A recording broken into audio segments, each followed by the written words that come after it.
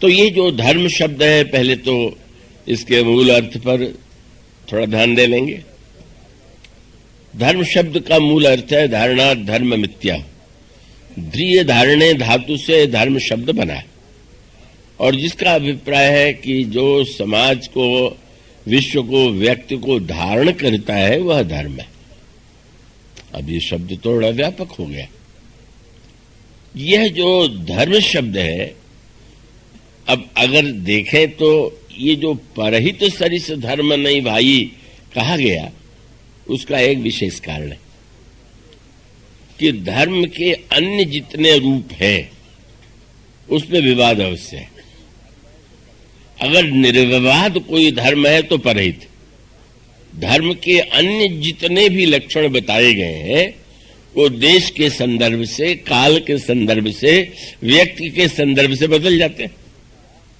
पर यही एक ऐसा भगवान ने कहा कि अब वो तो ठीक है, अगर धर्म के अनेक लक्षण हैं तो सभी लक्षण, लेकिन परस्पर लक्षणों में कभी अगर सामंजस्य है तो ठीक है, पर परस्पर अगर विरोध की स्थिति आ जाए तो, अब जैसे दृष्टांत तो दे ले,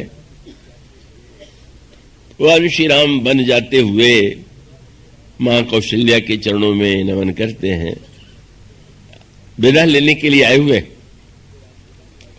और प्रभु श्री राम को विदा देते हुए मां ने ये कहा कि मैं तुम्हें यदि वन जाने का आदेश या तुम्हारी बात को मैं मान रही हूं तो ये न समझना कि तुम्हारे पिता ने तुम्हें आज्ञा दिया है इसलिए मैं तुम्हें जाने के लिए कह रही हूं।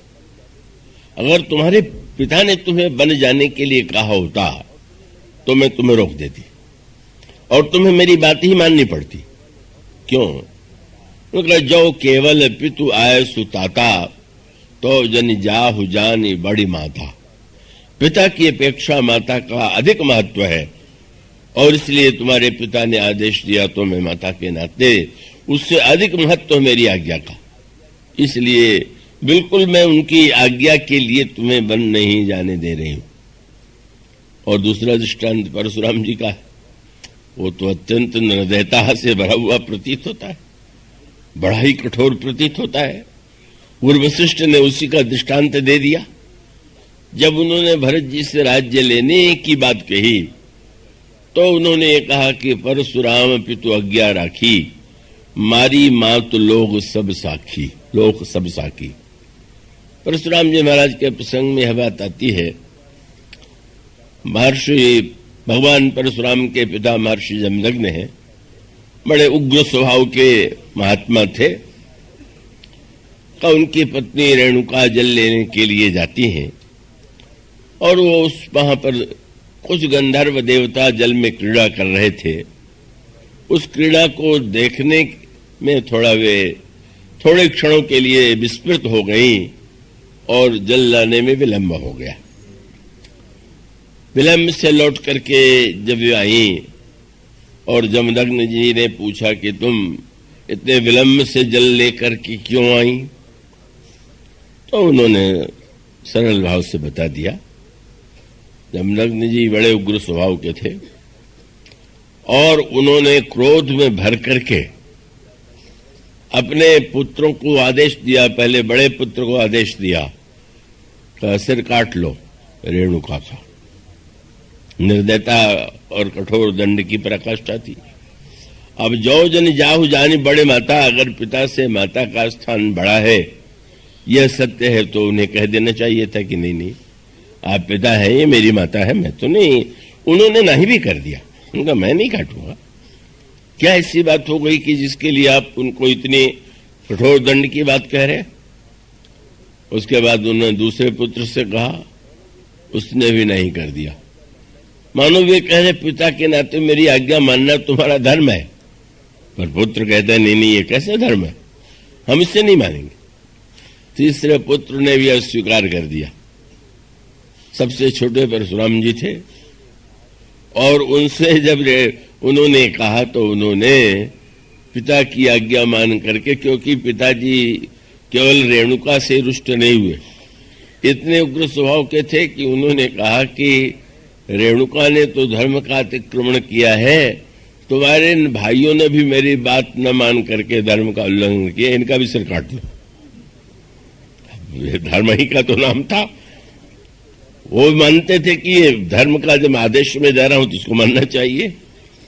और परशुराम जी ने सचमुच सबका सिर काट लिया। यद्यपि उन्होंने मार्ग दूसरा निकाल ही लिया, लेकिन उस समय उन्होंने पिता की आज्ञा को पालनीय मान करके काट दिया। बड़े प्रसन्न हो गए जमदग्नि जी, और जमदग्नि जी ने कहा कि मैं बड़ा प्रसन्न हूं, तुमने मेरी आज्ञाओं का पालन किया है, तुम कोई वरदान मांगो।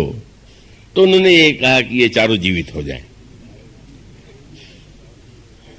चारों जीवित ही नहीं हुए, परशुराम जी ने ये भी कह दिया कि ये भी वरदान दीजिए कि इनको याद न रहे कि मैंने इनका सिर काटा, नहीं तो बाद में भी उनको ये रोष बना रहेगा कि अरे इसने हमारा सिर काट लिया था। ये जो कथाएं बड़ी विलक्षण प्रकार की आती हैं, पुराणों में तो ये कथाओं का भंडार ही है, और उन कथाओं में ऐसी विलक्षण सी बातें हैं कि जो व्यक्ति के अंतःकरण में बड़ी भ्रांति उत्पन्न कर सकती है।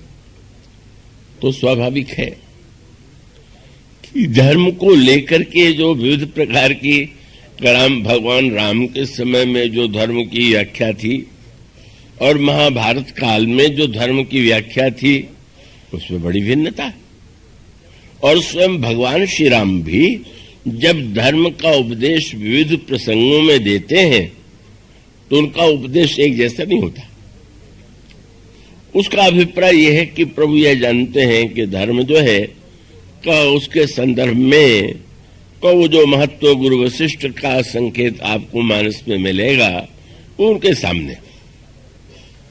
धर्म की व्याख्या साधारणतया शास्त्रों के माध्यम से की जाती रही है, और शास्त्र को ही धर्म की व्याख्या के लिए प्रमाण माना गया। पर वो धर्म की व्याख्या तो शास्त्र से की गई, पर शास्त्र की व्याख्या तो करने वाला व्यक्ति ही तो है, और वो जो व्याख्या करेगा वो व्याख्या अपने ही इच्छा के अनुकूल उसकी व्याख्या कर सकता है। तो ऐसी स्थिति में जब धर्म की व्याख्या को लेकर के यह प्रश्न आता हो तो उसका एक सूत्र गुरु वशिष्ठ के जीवन में मिलता है। जब वे चित्रकूट में भाषण देने के लिए खड़े हुए तो गोस्वामी जी कह सकते थे कि वो तो धर्म के आचार्य हैं और उन्होंने धर्म की व्याख्या की है, धर्म के अनुकूल वाणी का प्रयोग किया। पर वहां पर 3 शब्द आपको मिलेंगे और वो बड़े महत्व के हैं, और वो 3 शब्द है समय, समाज, धर्म, अविरोधा। बोले तब रघुवंश पुरोधा।